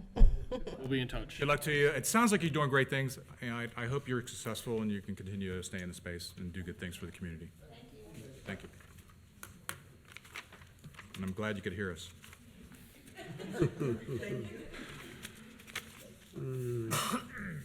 I'll be getting gunned on by Bernie later on, so.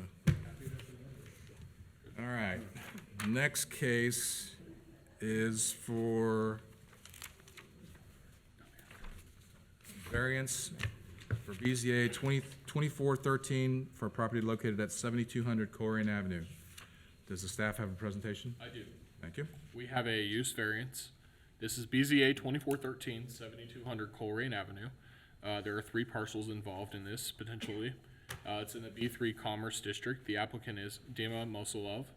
GMX Holdings LLC is the property owner. There are 3 properties included. One was most recently a body repair shop, one was a house, and the other was a vacant lot. So we have a very diverse mix of buildings and uses there. The applicant is seeking a use variance to allow for the use of automotive service and storage upon all 3 parcels. All parcels are zoned B3 business and automotive service.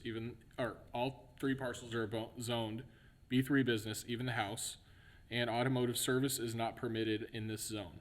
Automotive storage does not currently exist upon the Colerain Township use table, and uses that don't exist on the use table are considered prohibited. All surrounding properties touching any of these properties are also zoned B3. Okay, there's a map that shows, pointer, one sec.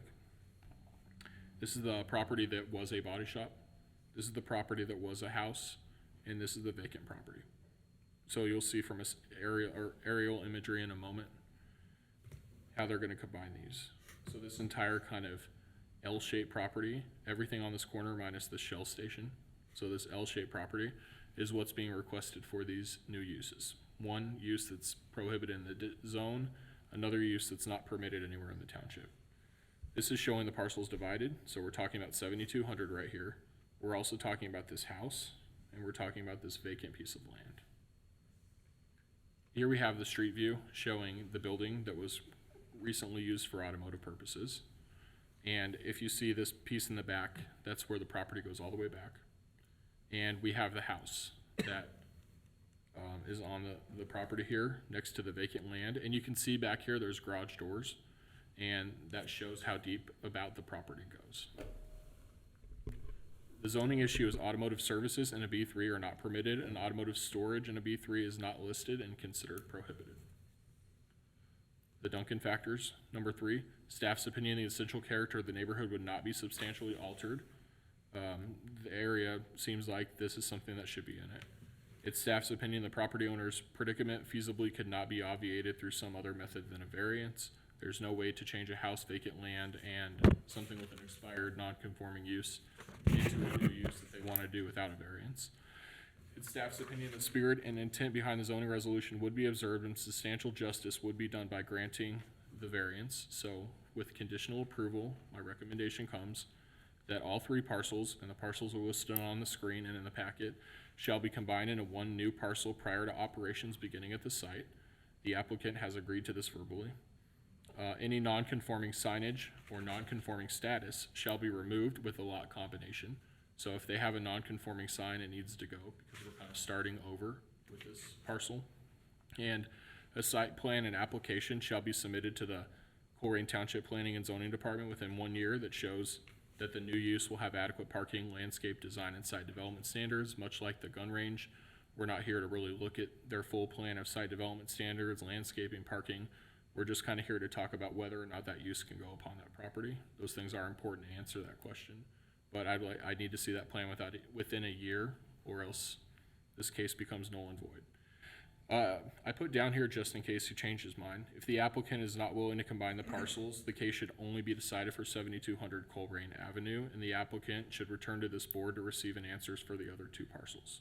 In such case, my recommendation would strike condition 1 and 2 above as well. Any questions for staff? I see none. Is the applicant present? No one signed in, so. The applicant, Dima, he ran out of time, so he had to leave, but I'm able to speak. All right, have you signed in? Yes, I am signed in. Where did you sign in? What is your name? Shannon Green. Okay, you signed in on Compton Road. Okay. Oh, sorry about that. It's okay. You want to come speak on behalf of the applicant, please? Sure. Were you sworn in? Yes, I was. I stood up, just in case. So again, my name is Chad Green, live at 7932 Joe Lane Drive, Montgomery, Ohio. So we have some other representatives of the business here. Sorry, Mr. Roberto, did you make a motion to open the public hearing? He's an applicant. He's speaking on behalf of the applicant. We were thinking that was included in the public hearing part. No, the applicant has the opportunity to speak, and then the public portion follows. Sorry, go ahead. No, that's okay. I want to make sure we do it right. Yeah. So these gentlemen have automotive businesses in Hamilton County. I'm sorry, in Greater Cincinnati. Their primary dealership is up in Westchester. You might be familiar with the property. It's got the old Corvette on the roof. Been there for some time. Sure. They run a Class A operation, very nice facility. And they're looking to expand their operations into this facility. If you drive past their other facility, they're busting at the seams in a good way. So they're looking for more space. They came across this facility on their own. I'm actually with NAI Bergman's, so unfortunately I was not able to participate in the deal, so no commission for me, but that's okay. We're good friends, and I'm happy to help them. But they need more space in this facility. They would like to do automotive reconditioning and automotive storage. Not per se personal automotive storage, but we're going to use that word as it relates to, well, you got parked cars. As you work on them, you need to keep them outside. With the building, they would intend to improve the facility, paint, fix it up. We understand it's been vacant for some time now. Enhance the security of the facility. I think we've heard that the police department would like to see some activity here, as it's vacant buildings attract, not good things. So. Okay. Thank you. I see no one else signed up for this case, but just in case I missed, is anyone speaking in behalf? Anyone speaking against?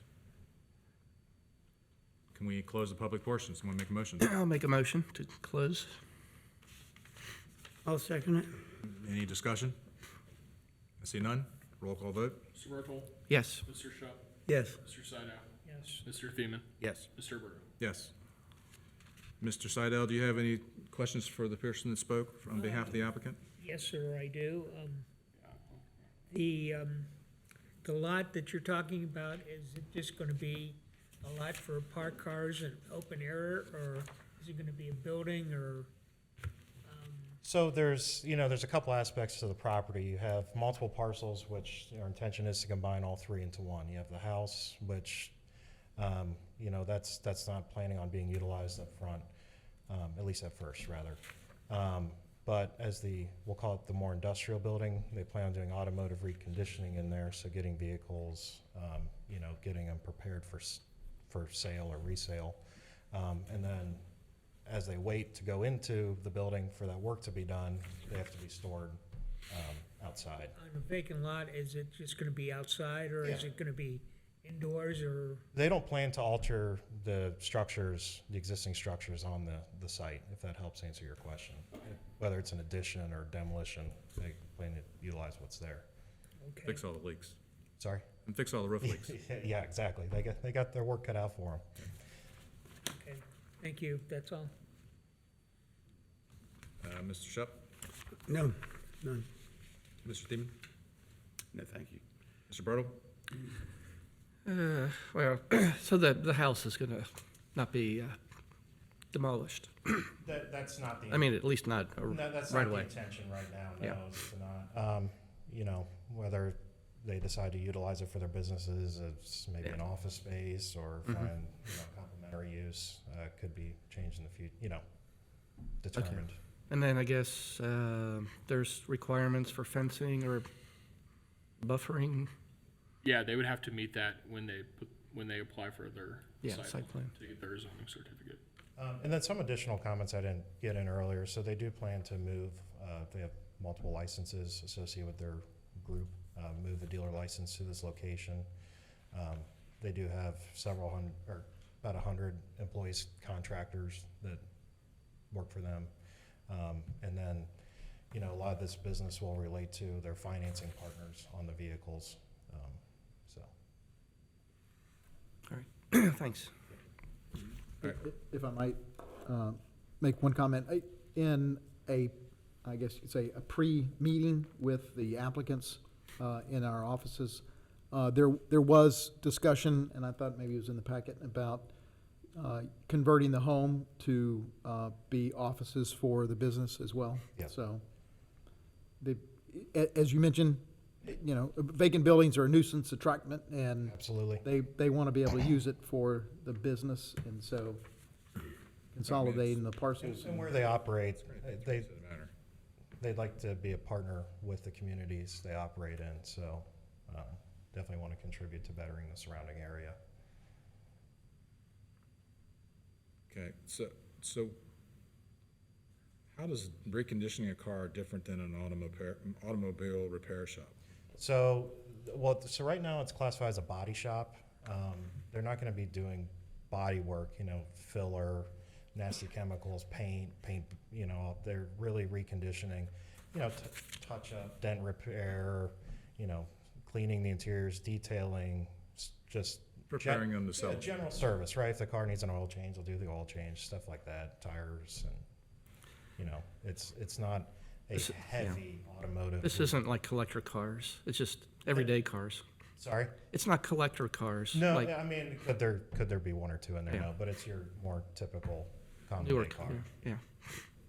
Yeah. And I guess is this gonna be a dealership then at some point?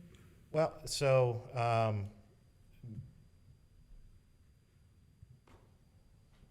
You've not signed in, but you sign in, you can speak.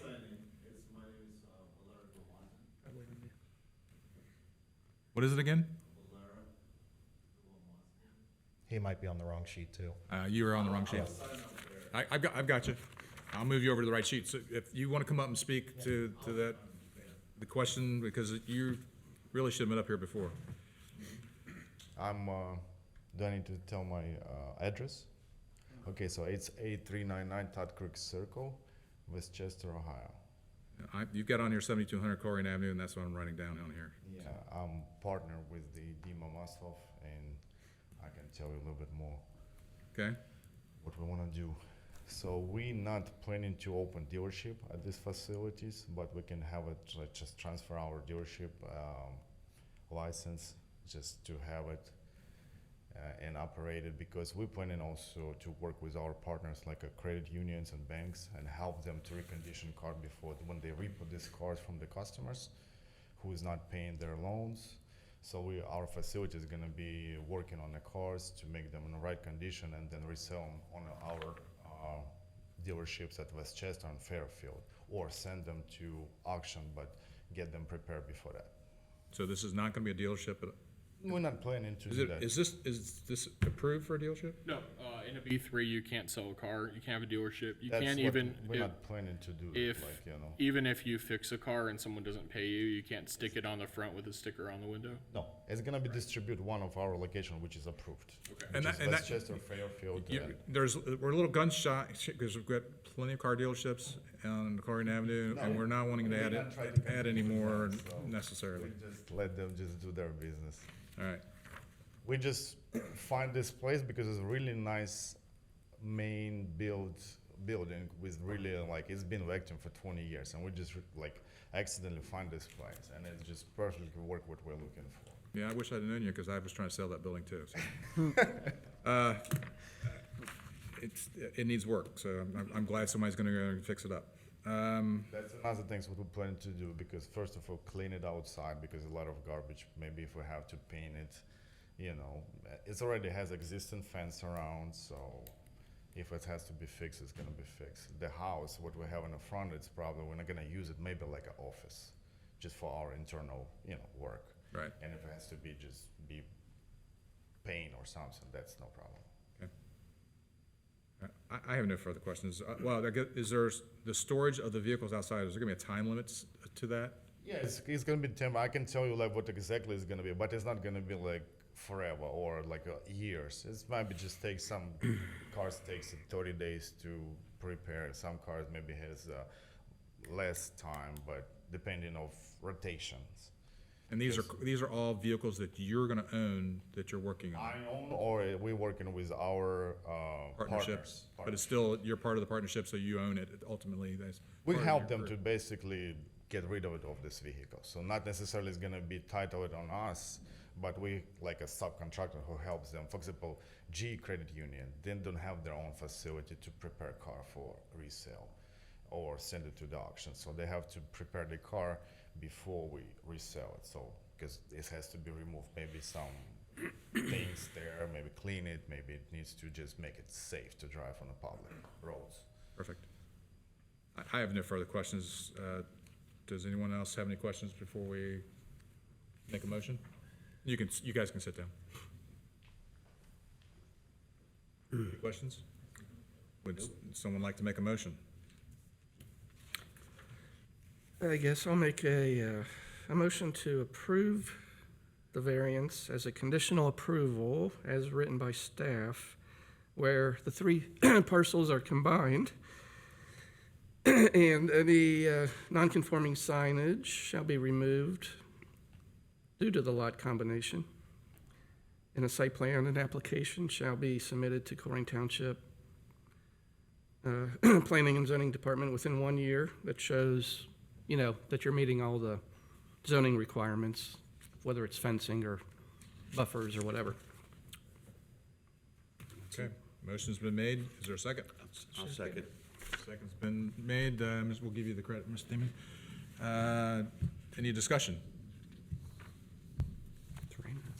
Okay, roll call vote. Mr. Bartool? Yes. Mr. Shutt? Yes. Mr. Saito?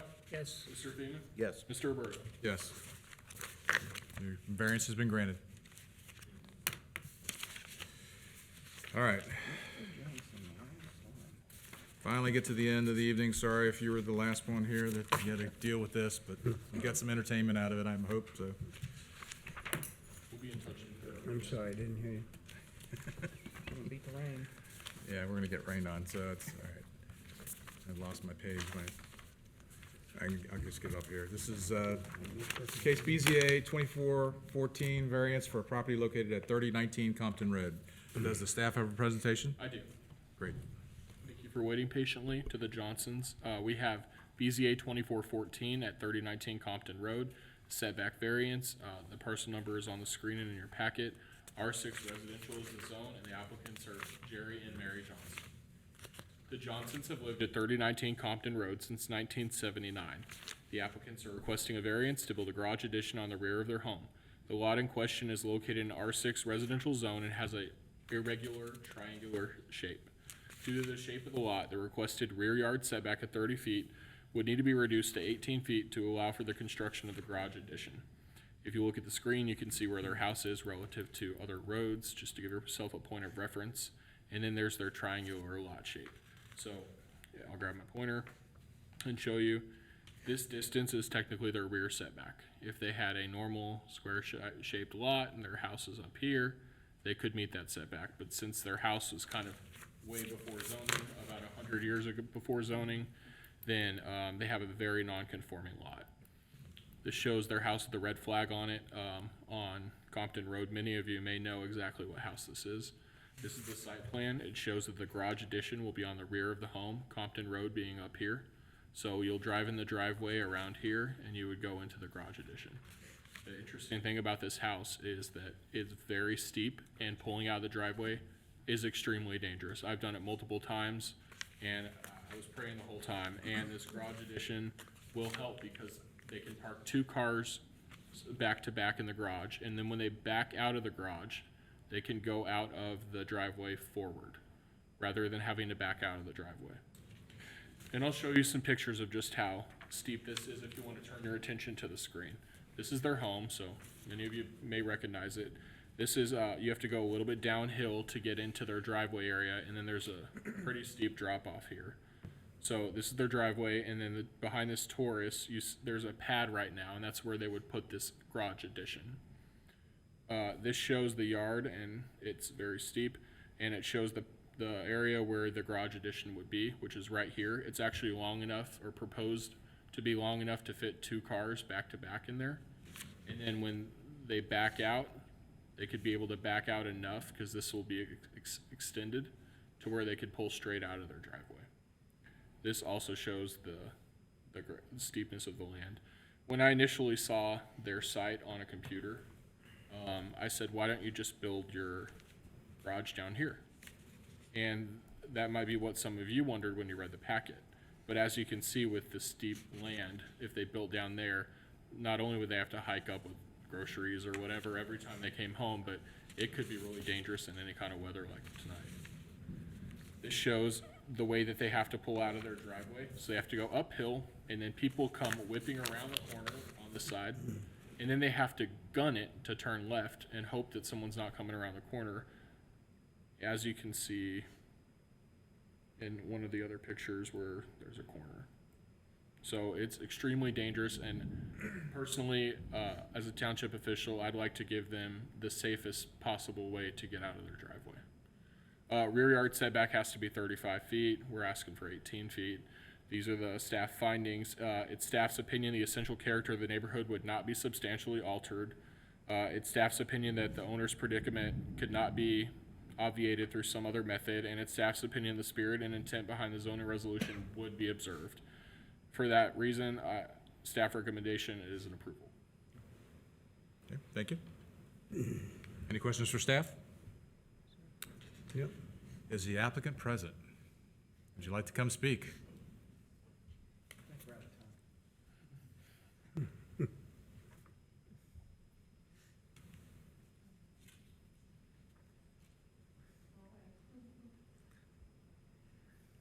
Hi, Hi. State your name and address for the record, please. Mary Johnson, 3019 Compton. 3019 Compton. Thank you. What can I answer for anybody? Well, at this point, it's just a presentation for you to state why you need this, Okay, what's the hardship is, and why we should grant it. And then if we have questions, we'll do that a little bit later, okay? okay. Well, it is a hardship. We have our grandson, both of us, we all have cars and vehicles. The driveway is so small, it's 100 years old. We've patched it with blacktop and everything over the years because we always intended to put a new driveway in. But with all the vehicles, and another thing, anybody that comes to our house, we cannot fit in the driveway. I own the property, well, we do, next door. It was my parents' house. We live in my grandmother's house. So anytime somebody's gonna come, we gotta, like when David came, we had to move our vehicles over next door just so when he came in, he could turn around to get out. Go ahead. You don't want to try backing out On Compton. It is horrible. Well, you didn't live there when it was a dead-end street, I guess. I've lived there my whole life, Yeah. all but 1 year. Well, you're not 100 years old, that's why. No, but my grandmother, they lived up the street. So, but it's, you know, everybody says, why don't you move? It was my grandma's house. I was brought home there, so, you know. But we have too many cars. My husband and my grandson have, I guess you call it collector cars that they show. So they have to be in the garage. And then in the wintertime, it's horrible. I mean, you can see the slant in the driveway. It's really hilly. And we want to get a new driveway, but you can't do anything if we're going to build a garage. So if we get to the okay to build a garage, they'll do that. and the driveway's going to go. And then the driveway will, of course, they've got to get the permits. And we've already talked to a concrete guy for the driveway, Scott Shackelford, which he's been before you guys for, he's done a lot in Colerain Township, so you should know who he is. But, you know, he says you got to get the garage stuff done first before you can do the driveway, because just what it is. Come over in front of the microphone so that you can, because it's being recorded, we won't be able to hear you. Okay, sorry about that. It's okay. Right now with a car, any car, you cannot pull up. You cannot get up by the road to look up the street. So you got to stay back and look underneath the guardrail to clear the corner. If nobody's at the corner, then you can pull up to look this way to pull out. It's Of course, dangerous. I've been doing it for 50 years, so it doesn't faze me. Yeah. But anybody else, it's a little hairy. But the driveway's going with the garage. If the garage goes up, then the driveway's gonna follow behind it. Yeah. And, I mean, other than that, I've waited my whole life to do this. I've always worked and I never We had could- time we- or money. Or money. We sold our property. We had property in Tennessee. We sold our property last Right. summer, whatever. And that's to And I build his needed garage. a place to build my cars. Okay. That was, I mean, he's been laying in the driveway, 70 Yeah, years well, old. Yeah, I can't do that no more. No, hardly. It's cold. So that's kind of what we were. Okay. So just stay there since there's no one else that's going to be coming and going. So is there anyone else to speak in favor? Anyone else to speak in opposition? I see none. Can I close the public portion? I'll make a motion to close the public portion. Public portion motion and the second's been made. Any discussion? I see none. Roll call vote. Sorry, who seconded? Mr. Shup. Okay, thanks. Mr. Bertel? Yes. Mr. Shup? Yes. Mr. Sydow? Yes. Mr. Thiemann? Yes. Mr. Abreu? Yes. All right, now we'll go into the question portion, and so the board will ask you some questions. Mr. Seidel, you got any questions? No, sir, I do not. Mr. Shup? Yeah, you answered and you're still here after 50 years. Yeah. He can't hear. Oh, I just said, you answered mine, how you're still here after 50 years navigating that driveway. Mr. Thiemann? No, thank you. Mr. Bartle? No questions, other than concrete is getting really expensive, so hopefully your bids come in decent. Well, it's actually dropped here recently a little bit. A little So, bit. Yeah. the sooner I get there, cheaper Yeah. it's gonna be, I hope. Yeah. We have a window of money. Yeah. So we're just trying to, and it's gonna be a nice garage. If- Is the garage being professionally built, or is this something you're doing yourself? You're Professional. contracting it, and permitting it? All right. yeah, it's- That's the only question I have. Well, the only other thing is, are you heating the garage? What do you say? Are you Any- gonna heat it? If I do, it'd be a space heater, because I Oh. won't do much work out there in the dead of winter. Yeah. Cold, just what I can do with that, space heater. I just saw you were putting insulation in the walls, that's why I was curious. Yeah, Oh, it's yeah. all insulated, walls, ceiling, Okay. and even the, Concrete. concrete's gonna be insulated. Yeah, we talked to him. He came out a couple days ago and went over the property again because the concrete guy we were gonna use for the driveway, he can't do the footers in the wall because He doesn't do, he only does flat concrete. yeah, so Right. he would do the floor, drive, all that. And he wanted to, well, he knows, was it Day? Oh, yeah, Day- Day Precision. Day Precision Wall. He said they would do a professional, perfect job. Well, if you build this, call me the day the concrete truck is trying to pull out of your driveway. I know. You wanna watch I wanna see That's that. a big thing. Tell me they're gonna park on the top and pump the Block I'll the pump road, it. pump it But, down? and then that's gonna be, that was the whole thing, he said, because the driveway that's there now is 100 years old. 30 years ago, it was disintegrating, and we had a guy come in and put a patch on it with blacktop. It's Right. lasted all this time. But you can see that it's like sinking. And so we're gonna go with all concrete, because he's 70, I'm 65. How much longer can I be there? I mean, the driveway, Get what we can get out of it. Yeah. And, well, our grandson, Yeah. we just figured that, between him and my daughter next door, we had my parents at home, and I had my grandma at home. So, kind of do that. Do you see this yellow sign? You're off in the distance. That's where the curve is, and Yes. Yeah, I was pulling out and going this way, and it was terrifying. I'm sure. Yeah. You're looking west, right? Yeah. Yeah. you have to be, is what I taught my grandson, well, we both did, and my daughter. You go up and you sit and you wait. And then you wait. If you see something, you wait. You gotta watch Burgess, you wait. And then, only then, do you go out. And we've never had anything, ever. And I've lived there my whole life, so. When I was a kid, I lived next door and parked over there. Because we had too many cars when I had four brothers. We've always had cars, because he has a truck, and I have a car, in a Durango. Yeah. You know, which I park at my daughter's, because there's just no room. We play musical cars, is what we do. And they have collector cars. Okay. I have no further questions. Does anyone would like to make a motion? Make a motion to approve the Second? So a motion's been made by Mr. Seidel and Mr. Thiemann made the second. Any discussion? Roll call vote? Mr. Bartle? Yes. Mr. Shup? Yes. Mr. Sydow? yes. Mr. Thiemann? Yes. Mr. Roberto? Yes. Your variance has been approved. Yes, sir. Thank you. Thank you for waiting. All right. Yes. Let me see your notes again. Let me see your notes. Okay, let me see your notes real fast. All right, so the next I have is unfinished business. I see none. Do we have, I didn't see the minutes. Were they published? They were on the email. Okay. Does anyone would like to make a motion to approve the minutes? I'll make a motion to approve the minutes. Motion's been made. Any second? I'll second it. Any discussion? No. Roll call vote? Mr. Bartle? Abstain. Mr. Shup? Yes. Mr. Sydow? Yes. Mr. Thiemann? Yes. Mr. Roberto? Yes. Next meeting will be June 26th. Do we have a case? We have 2 cases, and that's all we'll have. All right. And then any administrative matters?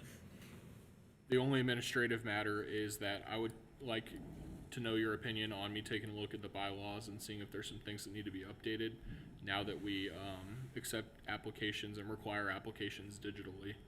There's some language in there that I think might not be quite accurate. I think that's probably prudent to kind of catch up with the times. Okay. Anybody have any dissension to that? None. No. And then, do we have a motion to adjourn? Motion to adjourn. Motion's been made. A second? I'll second. Discussion? Roll call vote? Mr. Bartle? Yes. Mr. Shup? Yes. Mr. Sydow? Mr. Thiemann? Yes. Mr. Roberto? Yes. We are adjourned.